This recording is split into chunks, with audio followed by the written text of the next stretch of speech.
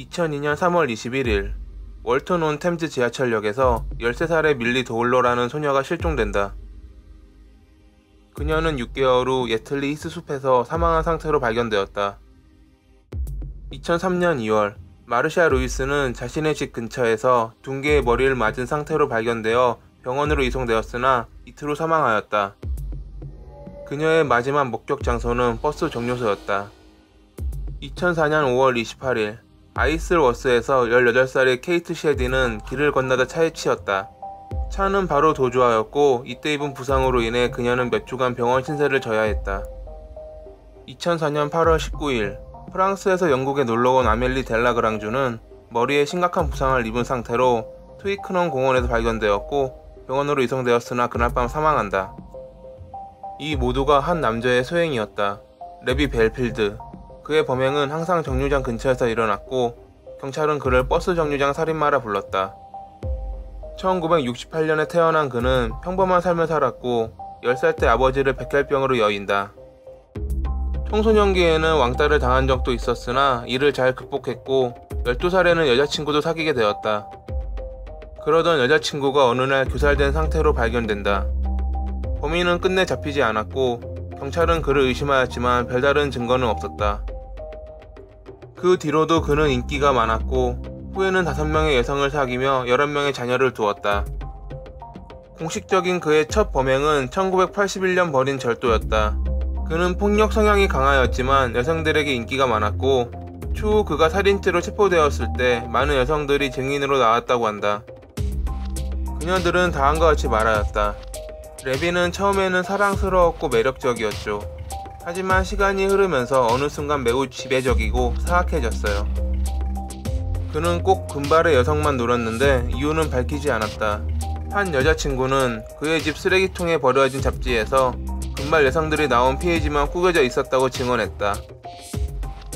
레비의 금발에 대한 증오심은 매우 강하였고 그가 체포되었을 당시에도 금발 여성을 보면 매우 흥분하여 공격하고 싶어 했다.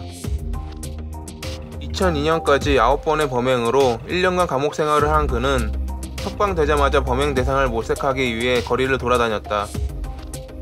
그렇게 그의 손에 3명이 사망하였고 1명이 중상을 입었다. 마지막 희생자였던 아멜리가 마지막으로 발견되었던 곳에서 경찰은 결정적인 증거인 CCTV를 확보한다. 아멜리가 저녁 9시 30분에 버스를 타는 모습이 찍혀있는 CCTV를 토대로 그녀가 마지막으로 발견된 10시 30분까지 지역 내 모든 CCTV를 확인한 것이다.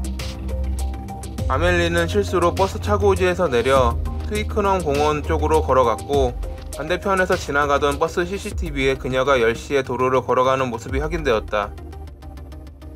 경찰은 한 남성이 정류장 근처에서 차를 몰며 금발 여성들에게 말을 건네는 모습을 눈여겨보았고 잠시 후 아멜리가 지나가자 그 남성의 차가 그녀를 뒤쫓아가는 모습을 확인하였다. 하지만 CCTV의 화질이 좋지 않았기에 남성의 신원을 알 수 없었고 차의 번호판마저 보이지 않았다. 경찰들은 2000시간이 넘는 영상을 편집하였고 살인범의 프로파일링 일부를 언론에 공개하여 살인범이 누구인지 알고 있다고 주장하는 100개가 넘는 제보 편지를 받게 된다. 그중 의심가는 용의자들을 간추리던 경찰은 용의자들의 차량을 대조하여 CCTV에 찍힌 흰색 밴을 소유한 레비를 찾아낸다. 경찰은 레비에 관하여 조사하기 시작했고 두 번째 희생자였던 마르샤가 버스에서 내릴 때 그 근처에서 서성이던 수상한 차량 역시 레비의 차량임을 확인하였다. 결국 그는 2004년 11월 22일 아멜리 살해 혐의로 체포된다. 그의 살인에 대한 증거를 모으기까지 오랜 시간이 걸렸고 체포된 후 2년 뒤인 2006년이 되어서야 기소되었다. 여러 번의 재판에서 종신형을 선고받은 그는 앞선 살인 사건을 자신의 소행이라고 인정하기까지 12년이나 걸렸다고 한다. 경찰은 다른 비슷한 부류의 미제 사건에 그가 관여되어 있는지 조사 중이라 밝혔다. 재판관은 형 선고 당시 그는 절대 석방되어서는 안 된다라는 말을 덧붙였고 아마 그가 밖으로 나오는 일은 죽기 전까지 없을 것이다.